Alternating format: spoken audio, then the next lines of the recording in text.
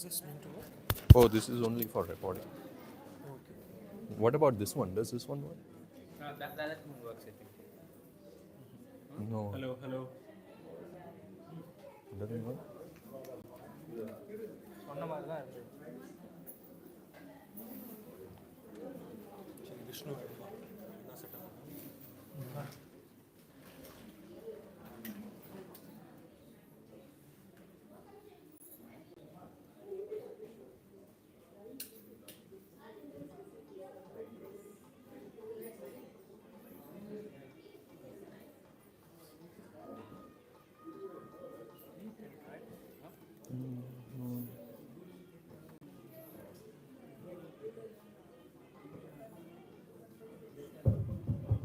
This works.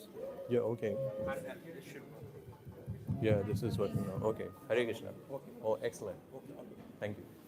Okay, so Hare Krishna, Namaskaram, everybody. And my privilege and my fortune to be here with Kaveri and with his wife Subhitra for their baby shower ceremony.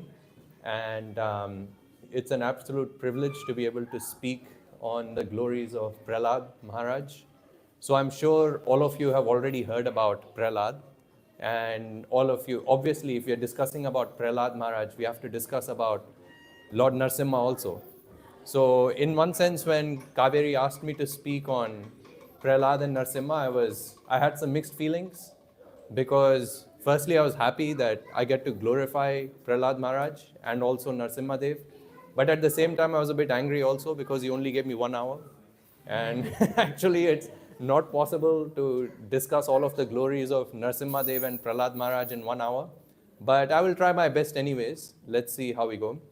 So many of you know that Lord Vishnu incarnates at least in 10 major forms. If we read Srimad Bhagavatam, there are at least 29 different forms of Lord Vishnu that are mentioned there. So recently I was speaking to one of my psychiatrist friends who was saying that nowadays they don't consider this diagnosis of multiple personality disorder. I'm sure many of you know about this one.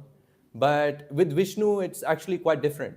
So when Lord Vishnu incarnates, it's not that he has multiple personality disorder. Actually, all of those personalities are completely in order. And he has more personalities than one can ever imagine.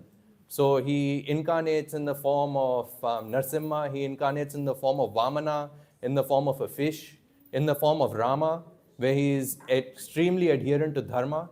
And then on the other hand, he also incarnates in the form of Krishna, where he breaks every single dharma. So that is only possible for Krishna or for Vishnu. It's not possible for ordinary living beings like us. So anyways, discussing about the pastimes of Narasimha.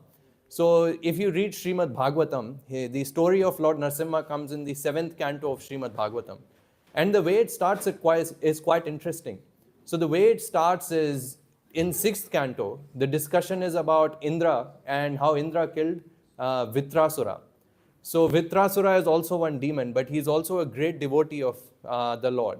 So when he is killed, at that time, the person who is listening to Srimad Bhagavatam, who is Parikshit Maharaj, he asks a question to Shukdev Goswami, who is the speaker. And he says that, I'm a bit confused. It always looks like Vishnu takes the side of the demigods. He always takes the sides of the devatas. And he always ends up killing the demons. So he said, I want to know why Lord Vishnu is partial. Yeah? Okay, I'll just move here, I guess. Will that be enough? Yeah, that should be fine. Yeah. So why Lord Vishnu is always partial? That was the question. So to answer that, the story of Narasimha Dev is recited. So it's explained that once upon a time in Vaikuntha there was four Kumaras. I don't know how many of you have heard about the 4 Kumaras. They were the 4 sons of Brahma. So one day they were traveling and they went into they wanted to visit Lord Vishnu in Vaikuntha. So when they wanted to go there, they were stopped by 2 gatekeepers who were Jai and Vijay. They stopped them from going inside. So when they were stopped, they became quite angry. And they cursed the 2 gatekeepers, Jai and Vijay, saying that, because you are acting like demons and stopping us from taking darshan of our Supreme Lord, we curse you to become demons in your next birth. So then these two gatekeepers, they became extremely sad and they were thinking that, why did we do this? And they became quite repentant and they fell down at the feet of those two gatekeepers and asked them for forgiveness. So it's explained that at that time, Lord Vishnu comes and he grants them the benediction that after 3 lifetimes, they will be able to come back. So the first lifetime we see is when Diti prays to Kashyapa that I also want some sons. At that time, she has 2 sons that are born. They are Hiranyaksha and Hiranyakashipu. So Hiranyaksha was born, actually Hiranyaksha was conceived earlier. So they were actually twins. So Hiranyaksha was conceived earlier, but Hiranyaksha took birth later. So sometimes Hiranyaksha is said to be the elder brother, and sometimes Hiranyakashipu is said to be the elder brother. So anyways, for our understanding, Hiranyakashipu was the elder brother. Just out of curiosity, does anyone know what Hiranyakashipu actually means? No one knows? Okay, Hiranyakashipu, Hiranya means gold and Kashyapu means bed. So actually it means golden bed. So you can understand how opulent he must have been, that he wanted to enjoy the material world and he wanted to enjoy in this material world, in this universe, and that he had a golden bed. Like that's what his name was. And Hiranyaksha means one who had golden colored eyes. So these 2 sons were born and they were very, very powerful sons. They were terrorizing the whole universe. So to kill Hiranyaksha, the Lord took the form of Varaha. So when the Lord took the form of Varaha and killed him, at that time all the demons were quite distressed. They were thinking that, the great Hiranyaksha has been killed by Vishnu. And at that time everyone became very angry and very envious of Vishnu. So they wanted to take revenge, but none of them had the power. So then they all approached Hiranyakashipu and asked him for his help and his expertise on this matter. So at that time it is explained that Hiranyakashipu saw that everyone is so distressed at the death of Hiranyaksha. So he has to console everyone. So it's described that he consoled them in quite an interesting way. So he saw that his mother Diti was very distressed. The wife of Hiranyaksha was also very distressed. The wife was Rushabhanu, that was her name. So he was consoling all of them. And he recited one very interesting story, actually. If you read Srimad Bhagavatam, it's there. He recited the story of a dove. He said that, once upon a time there was a dove couple, a male dove and a female dove. And one day it so happened that a hunter came and he grabbed the female dove and took it away with him. So then at that time, the male dove, he became quite distressed and he started crying and lamenting. He was saying that, oh no, my female counterpart has been captured and she is gone. Who will raise the little kids? Now my life is useless, etc. And as he was lamenting in this way, the hunter saw that, oh, there is another bird, not just one. So he captured the second male bird as well and took the male bird with him as well. So what was the point of this story? So Hiranyaksha was pointing out that there is no point in lamenting for someone who is already dead. He said that if you keep lamenting for someone who's already dead, then you will waste your whole life in lamenting and you will not be able to achieve anything. So you can see that Hiranyakashipu was quite wise. So we see, you might ask, what is the relevance of reciting Prahlad Charitra? What is the relevance of reciting the story of Narasimha Dev here? But actually you will see many similarities between what happened back in the day and what happens today also. Because demons are not just people who live in the hellish planets or something. It is explained that in Kali Yuga, in our own hearts, we have demons and demigods together. We have devatas and the rakshasas within our own heart. So we can examine. So for example, it is explained that when someone dies, there are only 2 types of people who don't lament at the death of someone. Who are they? One of them is a pure demon because he doesn't care. Okay, well, someone is gone, that's fine. Now it's my turn to step up and I still have to enjoy this material world. So the demons don't care. And the very, very saintly people, they don't cry when someone dies. So why? Because they understand that we are the soul, we are not the body, and the soul migrates from one body to another. So Hiranyakashipu said the same thing. He said that, yeah, the soul is going to, Hiranyaksha's soul is going to migrate from one body to another. So no need to lament. Why should we lament at the death of Hiranyaksha?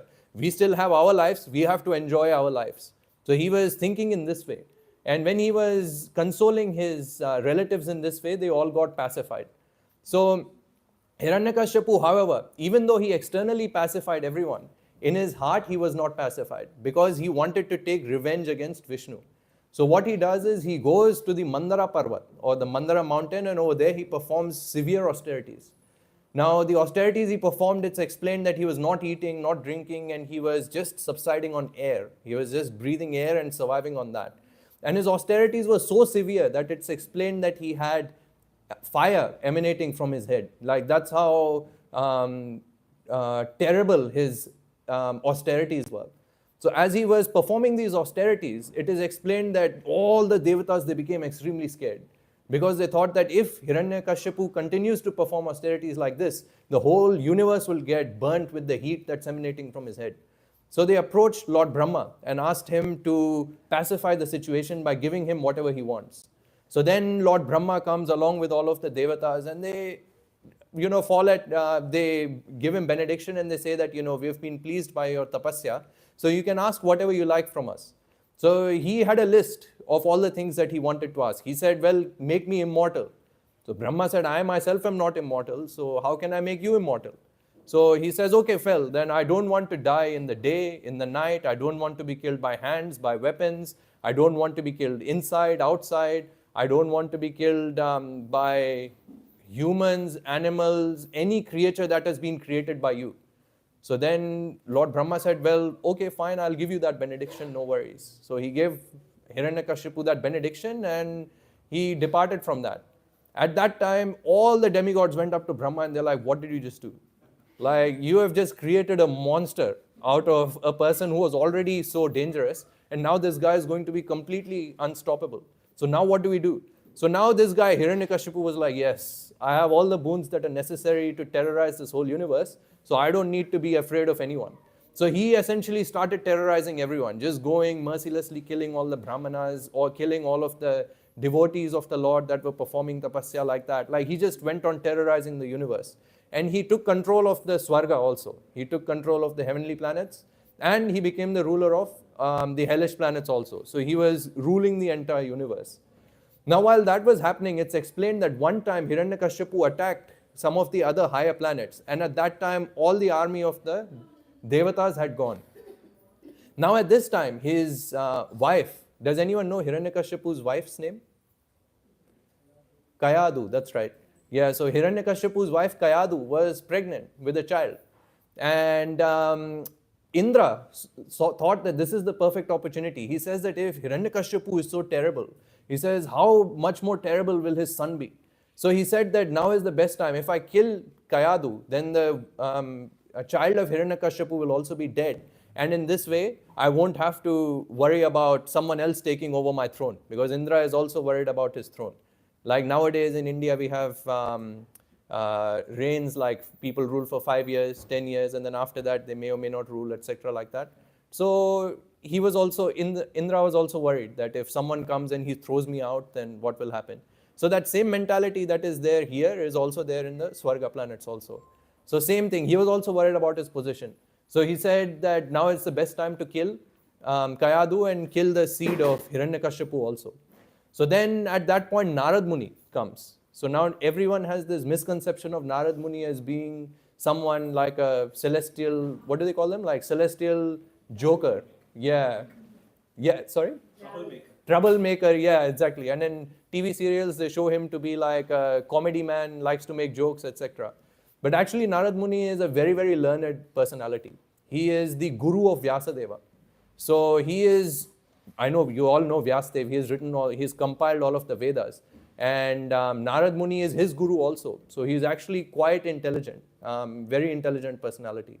So Narad Muni comes at the scene and he says that, no, don't kill Kayadu and don't kill the son that is in her womb, because this son will actually become a great devotee of the Lord. And this son will actually be instrumental in killing Hiranyakashipu. So Indra had some faith in Narad Muni, so he said, okay, that's fine, no worries. And then at that point, Narad Muni gives some teachings to Kayadu while taking her into his own ashram. So he takes Kayadu in his ashram, gives her some teachings. What teachings did he give? So now this is very important because we're doing the Simantam ceremony, we're doing the baby shower ceremony. So this general understanding is there that whatever is the consciousness of the mother, that actually has an impact on the consciousness of the child when the child is born. So for example, now we know that in Australia, for example, we see, Kaveri would also know that we see many mothers who are engrossed in lot of things like alcohol and substance abuse and things like that. And then the children, when they're born, they're also born very restless and they're born with many, many mental health disorders also. So similarly, it is explained that if the mother maintains a very nice consciousness throughout a pregnancy, like, thinking about very pious things and spiritual things, then the child that is born also ends up becoming quite spiritual. So we see this many times in the Mahabharata and also in the Srimad Bhagavatam. So that's why Narad Muni decides to give her some spiritual teachings. So he teaches her about the fact that we are not the body, and ultimately we are the soul. The soul transmigrates from one body to the other. The soul's ultimate position is to serve Vishnu and to serve Krishna in the spiritual world. So ultimately we are all meant to serve him. So that is how he explained this knowledge to her. And she understood all of that. She didn't sleep like some of the others. Sometimes they may sleep also when you're giving them spiritual knowledge. But yeah, she actually was attentive and she heard the whole thing. And because of that, in 9 months' time, there was a very beautiful boy born. And that beautiful boy was named Prahalada. Does anyone know what Prahalad means? Ahlad means happiness. And Prahalad means one who increases happiness. So because Prahalada was born, everyone was quite happy. He was a very joyful boy. So everyone was quite happy. So as it happens that, Hiranyakashipu was just doing his own usual business, terrorizing everyone and doing his usual demon stuff. And then he sent his child to the school. Now, the teachers in the school were quite interesting. They were the two sons of Shukracharya. And they were the ones who were teaching all the kids in the school. Now, one day after, like in December here, we have school holidays. You have summer holidays. So in Hellish Planets also, they had summer vacation.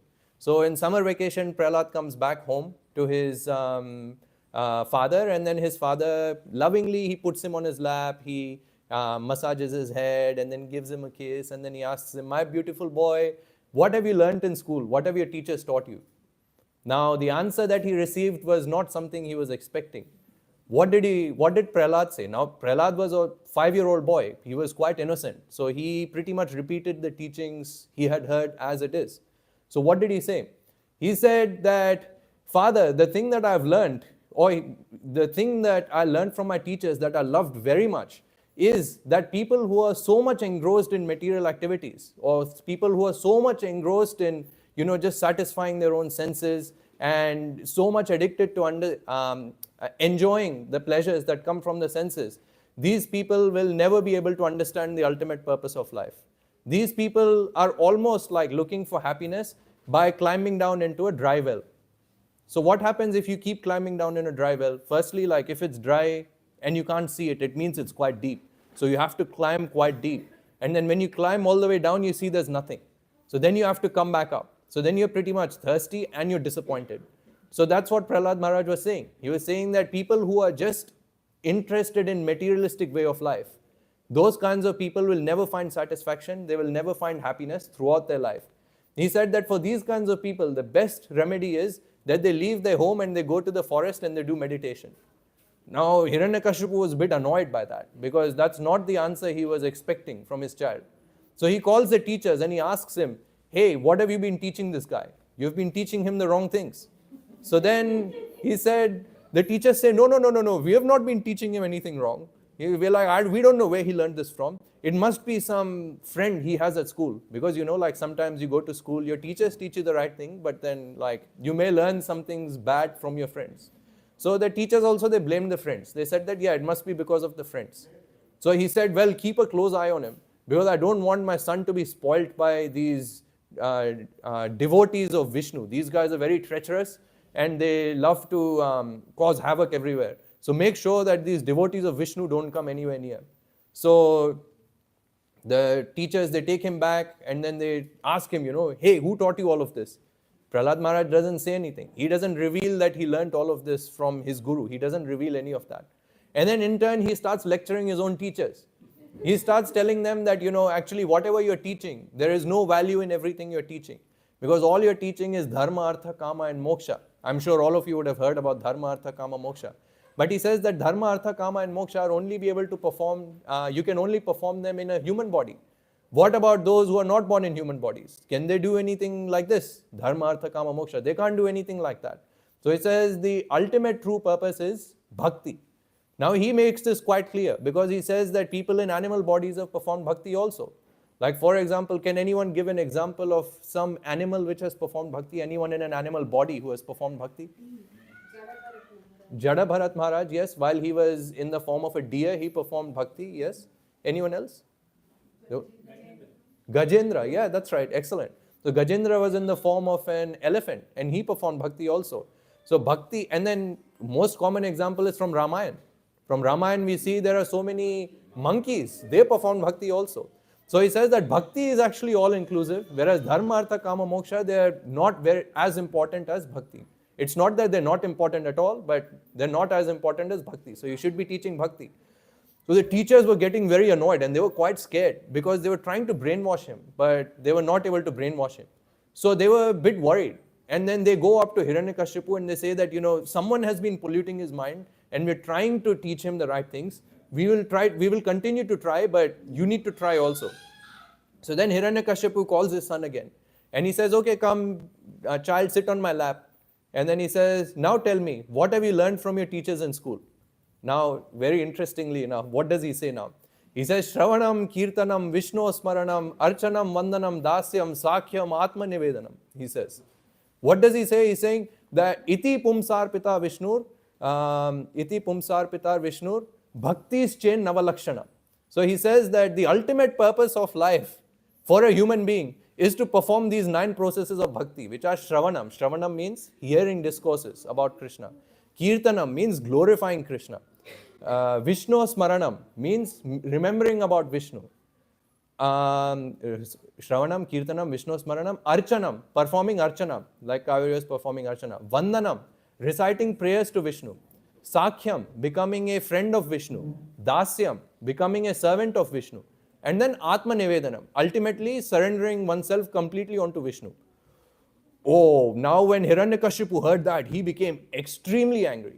He was like, how dare you glorify my enemy? He says, you are like a poisonous snake. He is like, you were meant to be my child, but actually you are my greatest enemy. He said it always happens that within the family, there is always one traitor. And he says that you are that traitor who has been born in my family. He did not see that that was his 5-year-old child, but he was looking at his child as an enemy of his. So he became extremely angry at that. And he said that sometimes it is noted that a body part may become poisonous or a body part may become not suitable, in which case you have to amputate that body part to save the whole body. So he says that similarly, you have become so poisonous in the family that in order to protect my own family, I will have to kill you because you are beyond repair. He says, sometimes some things are beyond repair. So he says that, yeah, even Prahlad is beyond repair. He cannot be repaired. So he orders his ministers and he orders the teachers to go and kill Prahlad. So they try to kill Prahlad in many different ways. Now you might ask the question, why didn't he kill him himself? Because it's below his dignity. Like, what will Hiranyakashipu be known as?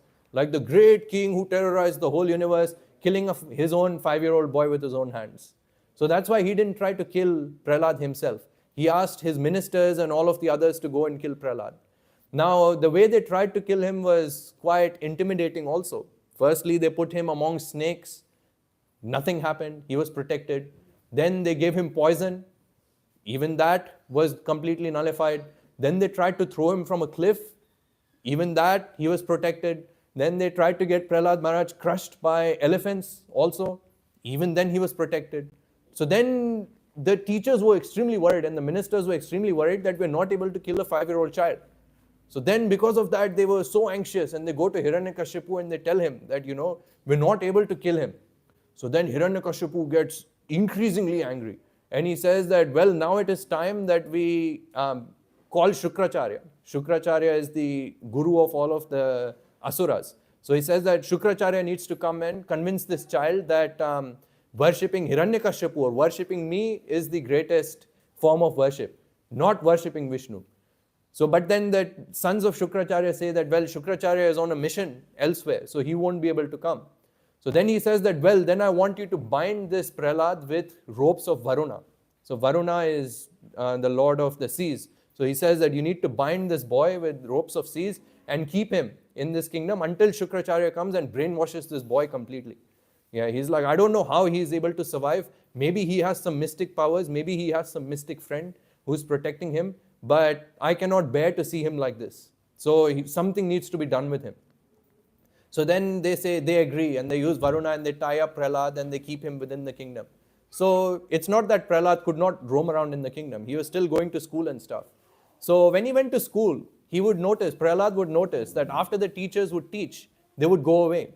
So then at that time, Prahlad would be constantly chanting the name of the Lord, Om Namo Narayana. He would continuously be chanting.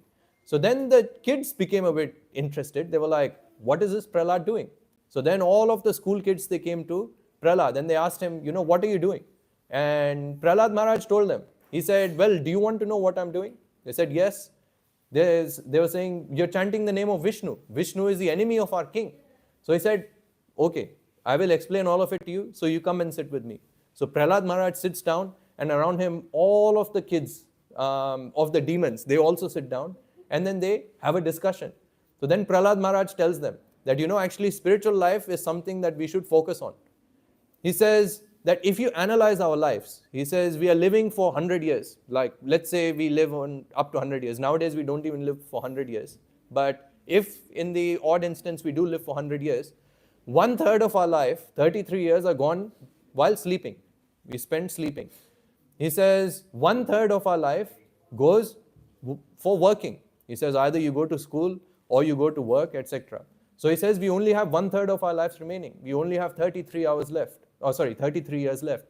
In that, he says we have to do our daily duties. Like we have to wake up, we need to eat, we need to take bath, we need to brush our teeth, we need to change our clothes, we need to travel to work, etc.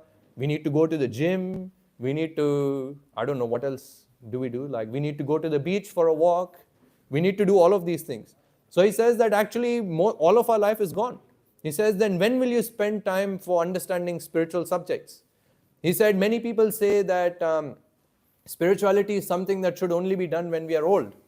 He says that is not true either. This is all said by Prahlad Maharaj, who's a 5-year-old boy. You can imagine how wise he was.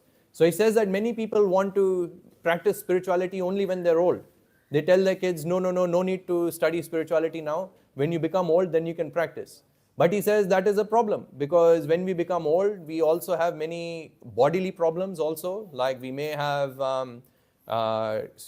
heart disease, we may have stroke, we may have all kinds of other impediments. Like we can have knee pain, we can have all kinds of things which will not allow us to focus our mind on the Lord.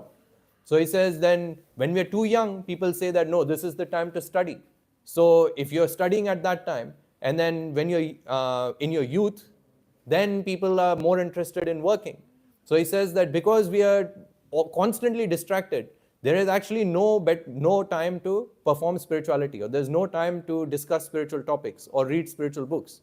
Because in old age there's a problem, in childhood there's a problem, and in youth there's a problem. So he asked his friends, when will you practice spirituality? So then the friend said, yeah, that's actually a very good point.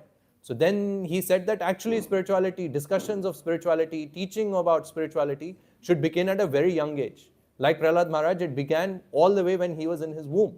So it began when he was not even born. So he says that spiritual teaching should begin right from then.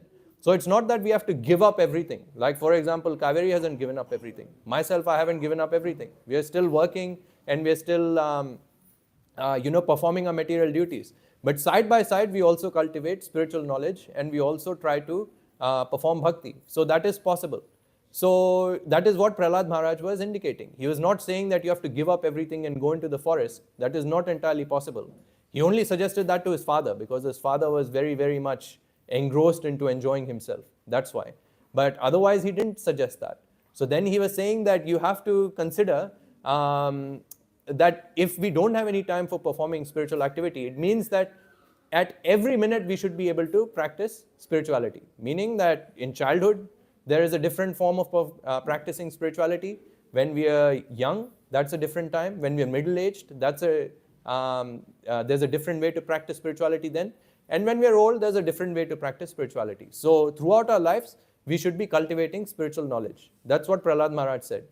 So then the children became extremely impressed and they said that yes, Prahlad Maharaj is very wise. So next minute, the teachers come into the class and what do they see? They see that all the children sitting there are chanting Om Namo Narayanaya. Oh, the teachers are so worried that, like we're very young and if we go to the king like this and we tell him, then king might fire us. If he doesn't kill us, he'll fire us. And then what will happen to our superannuation? Like we won't have superannuation, our super fund will be empty. How will we enjoy in the future? Like that they were thinking. So then because of that, they were trembling when they saw all the kids chanting the name of Vishnu. So then they approach Hiranyakashipu and they tell him that this situation is out of our hands. You need to do something.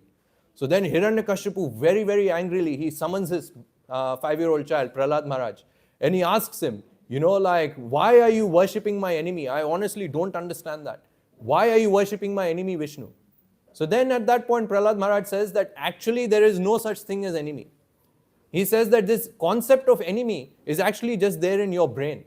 He says that ultimately, for one who is spiritually advanced, he sees that there are different souls in different bodies. And the souls are undergoing transmigration from one body to another. And whatever happens to them is a result of their own karma.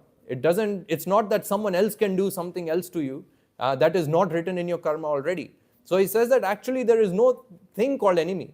He says that the only enemies that are there, again, remember that this is a 5-year-old child, right? So he says that the only enemies that are there is our own mind. He says in our mind there are 6 enemies. Does anyone know what are the 6 enemies that are there in our mind? Kama, Krodha, Lobha, Moha, Mada, Matsarya. So what are these? Kama is lust. So lust, anger, greed, envy, madness, and last one is Matsarya. Sorry, which one? Ego, ahankar, yeah, that's right. False ego, that's right. Egoism. So he said that these 6 are the greatest enemies. He said if one can conquer these, one will remain happy throughout.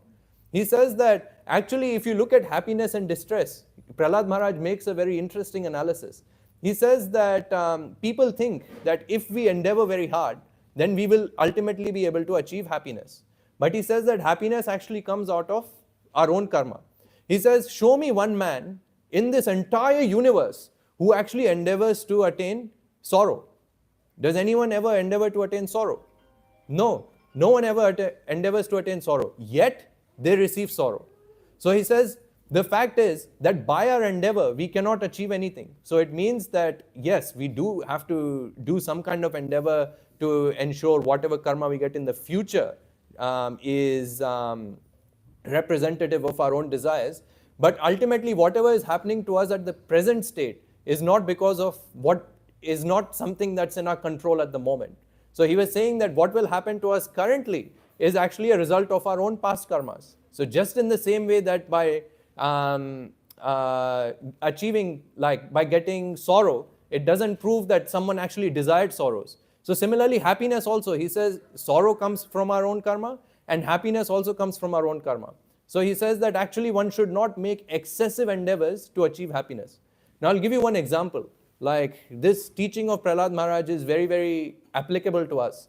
So it is said in the Shastras, as Prahlad Maharaj was explaining, that the quota of happiness that is given in our lives is fixed. You cannot do any endeavor to increase the amount of happiness that you get. Like I'll give you one example. Like one of my bosses, he was very much into making money. He wanted to make so much money because he was a radiologist also. So he wanted to, exactly. Yeah, so it's just a story anyways. Yeah. So this thing with radiologist is the more you work, the more money you can make. Because the more scans you report, the more money you can make. So this guy was extremely into making money. So this guy was working he thought in his mind that by working very hard, I will be able to get so much money, and because of that, I will be extremely happy. This is what he was thinking. But the amount of happiness you get is fixed. So he was working from 6 a.m. to 10 p.m. every night, 7 days a week he was working. Yeah, so he did that for 2 years. He was making more than, I don't even want to say the amount, but he was making more than most other doctors could imagine. Now what happened after 2 years? When he had made all of that money, his wife decided to divorce him. Yeah. So when his wife decided to divorce him, she took half of his money and half of his property anyways. Yeah. So when she took half of it anyways, this guy went into depression. Because he was like, I was working so hard to get happiness. But if you're not destined to have happiness in your life, you can't forcibly create happiness. So that is what Prahlad Maharaj that's exactly what he's trying to say. He's trying to say that one should not put excessive endeavors to try and improve one's happiness in this material world. Whatever happiness is there, it's already fixed for us. So it's better that we use our current life to improve our next life so that we don't have to either take birth again, or even if we have to take birth again, that our next life will be a bit better than our current life. So for that, one has to read spiritual books and understand spirituality. So that is what Prahlad Maharaj was saying. So now Hiranyakashipu became extremely angry. He said that, you're constantly talking about Vishnu. You're saying that I should worship Vishnu. I should always think about Vishnu. Where is your Vishnu? He says that I don't see him anywhere. Will he come and protect you today? He said, of course. He said, my Vishnu is everywhere. My Vishnu is even there where you can't see. Where was he referring to? He was saying that Vishnu actually sits in your own heart also, but you don't see it. You don't see him there. So when Hiranyakashipu heard that Vishnu is inside him also, he got so angry. He took out his sword and it's not that he stabbed himself. Yeah. So he took out his sword and he bashed it against a pillar. And he said that, I want to see if your Vishnu will come and protect me. So now as soon as he bashed the pillar, it's explained that there was a crack and there was a huge light that came out of that pillar. It was so bright that it blinded almost everyone. And it created a very shattering sound.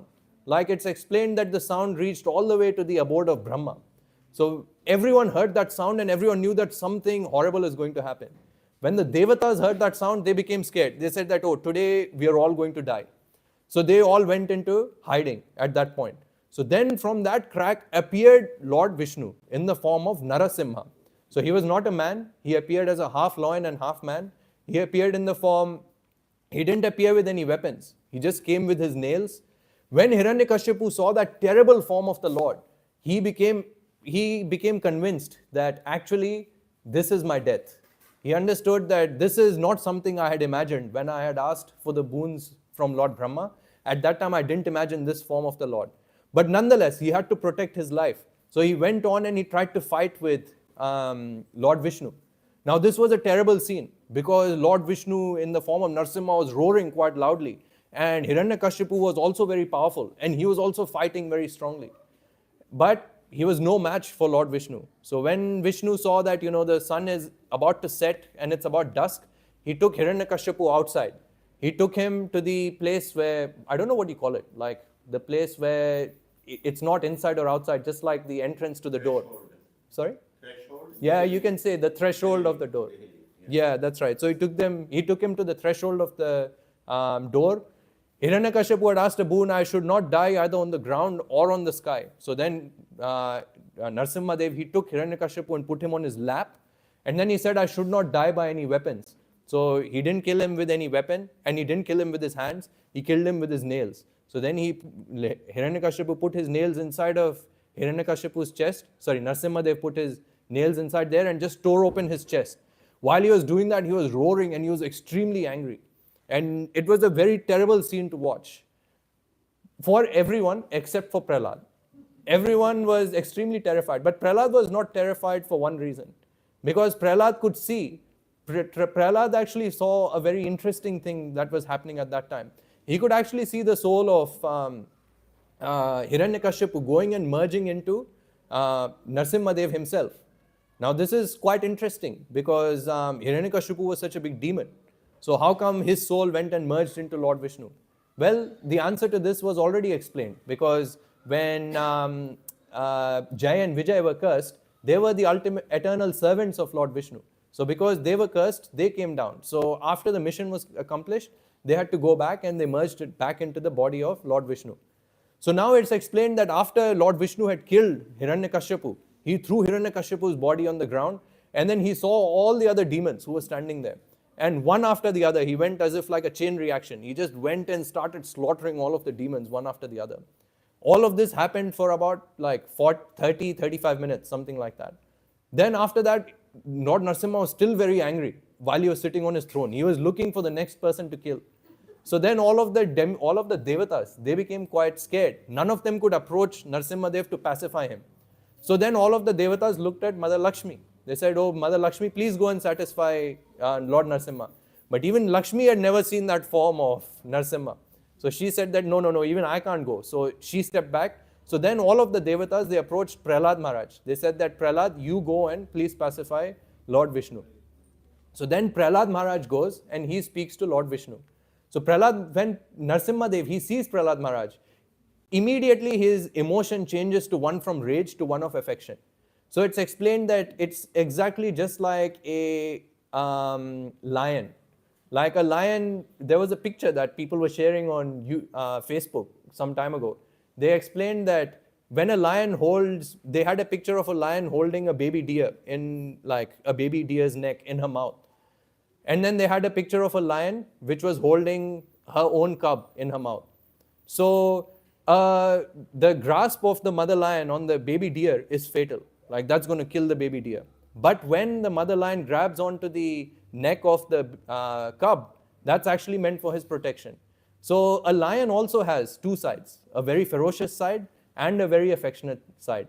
So it's explained that when Narasimha Dev saw Prahlad Maharaj in that form, like a 5-year-old boy, he became extremely pleased and very affectionate, and he put him on his lap, and it's explained in the Puranas that he started licking him, actually. So just like a lion licks her own children, like that Narasimha Dev also started licking Prahlad Maharaj. So then Prahlad Maharaj offered his prayers to Narasimha Dev. So what did he say? He says that I am actually ineligible to perform bhakti at your feet.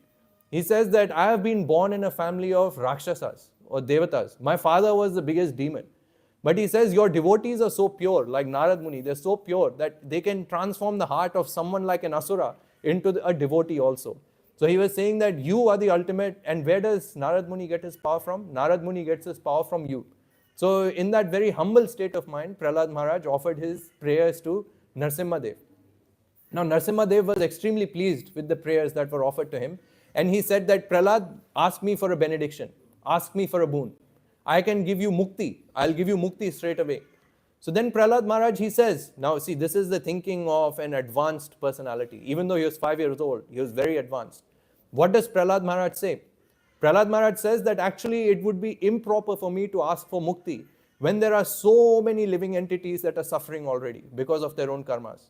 He said that it would be much nicer if I could take the sins of all of the living entities, and if I go to hell, and if all of these other living entities could become liberated and go back to you.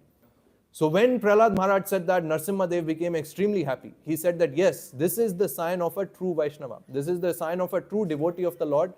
There is one Gujarati bhajan also, Vaishnava Janato Tere Pahiyete Peer Parahi Janere, which means that a Vaishnava or a devotee of the Lord is one who understands the pain of other living entities. So if one is not understanding the pain of other living entities, he is not considered to be a Vaishnava, not considered to be a devotee of the Lord. So, and the perfect example of this is Prahlad Maharaj. So Prahlad Maharaj wanted to see that all the living entities were liberated, even if it meant that he had to suffer and go to hell. So this is how glorious Prahlad Maharaj was. And this is what pleased Narasimha Dev very much. Narasimha Dev said that, you don't have to pray for this. If I want, with just a flick of my finger, I can destroy all of the sins of all living entities, but they need to learn certain lessons also. That is why I'm leaving them here. But he says, as for you, you ask a benediction for yourself. So Prahlad Maharaj actually challenges Narasimha Dev there. Now it's interesting. This was the form of the Lord that everyone was scared of, but Prahlad Maharaj is challenging Narasimha Dev. He says that actually, it is not right for you to ask me to ask you for a benediction. He says that it's very improper. He says that if a servant is only serving his master for some benediction, that means that the servant's service is not pure, especially for the Supreme Lord.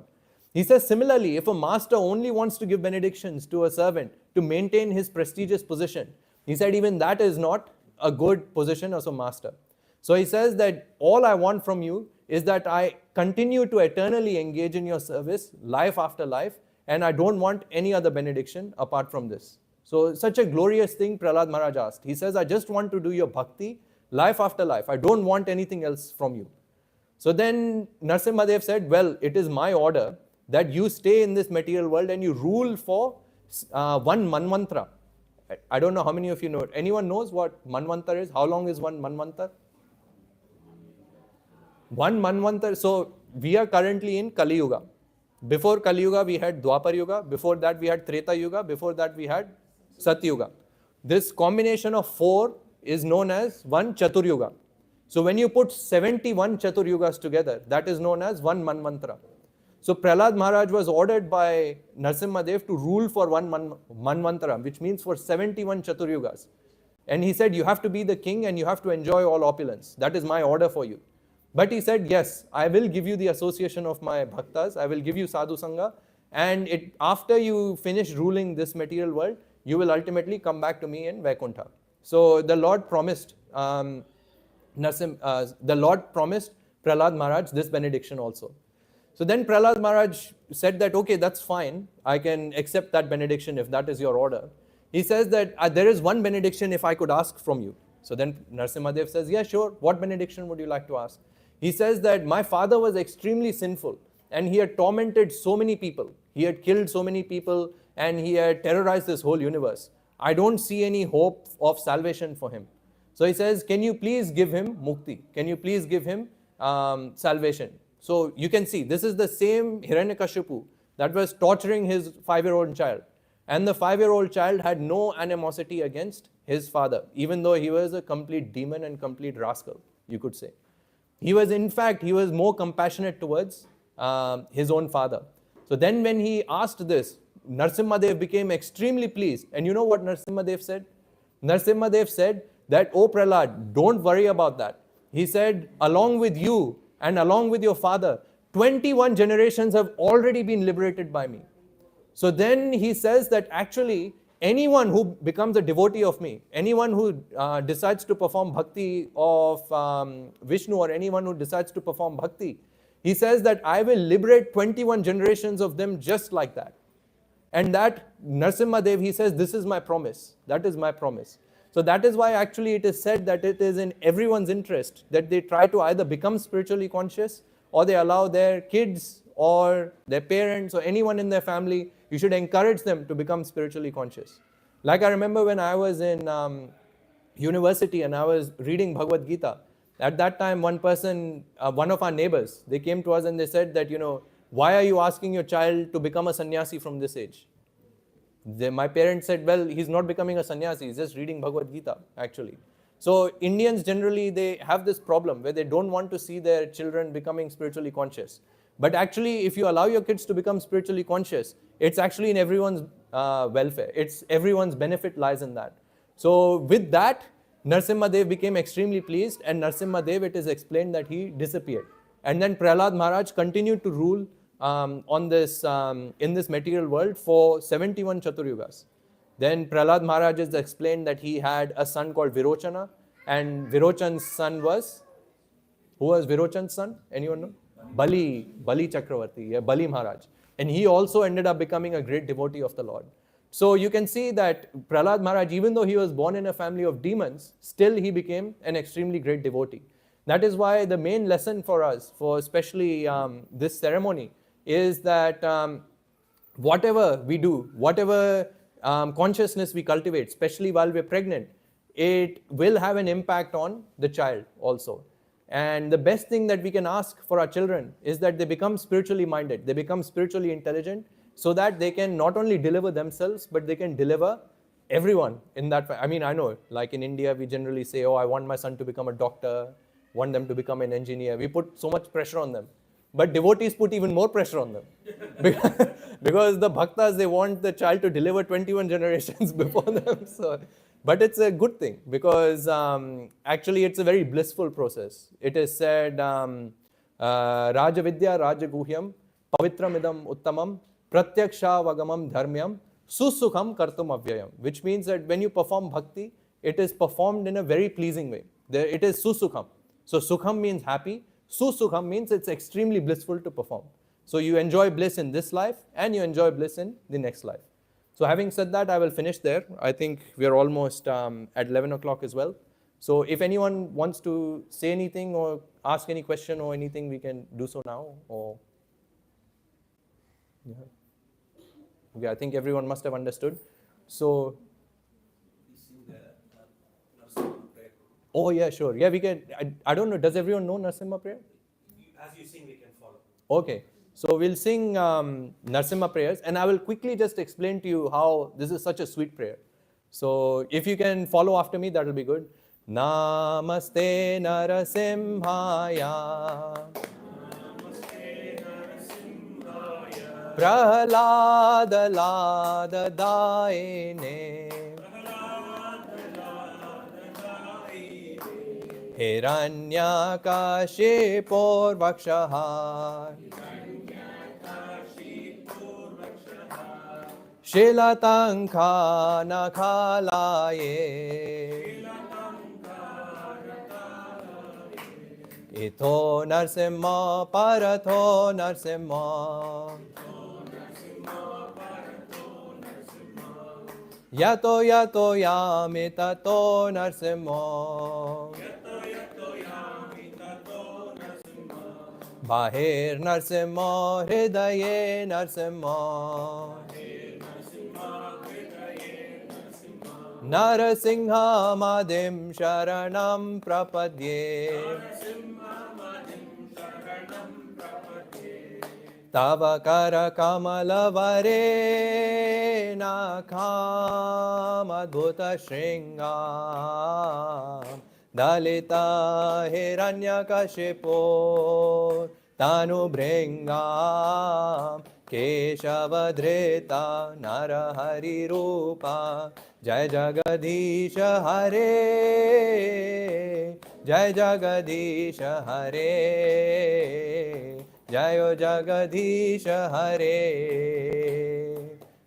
Kara Kamala Vare Nakha Adbhuta Shringa Dalita Hiranyakashipu Tanu Bhringa Keshavadhrita Narahari Rupa Jai Jagadish Hare Jaya Jagadish Hare Jaya Jagadish Hare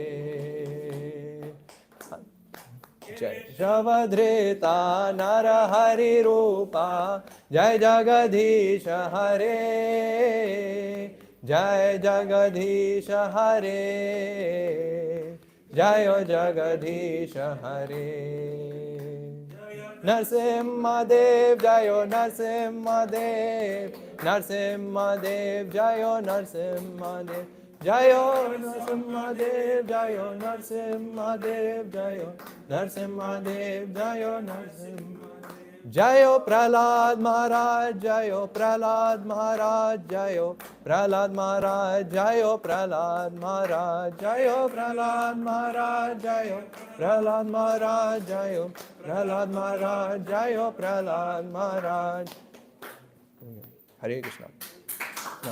Okay, so thank you everyone. So for those of you who were interested and who liked this katha, we actually have some small books called Teachings of Lord Narasimha Dev. Can you show the books, please? So we've bought these from our temple. You can take them for your kids and for yourself. You can give whatever donation you like. All 100% of the funds, they go to the temple. So we have set of 4 books with Bhagavad Gita also. So I think cost price of this is like $10 to $15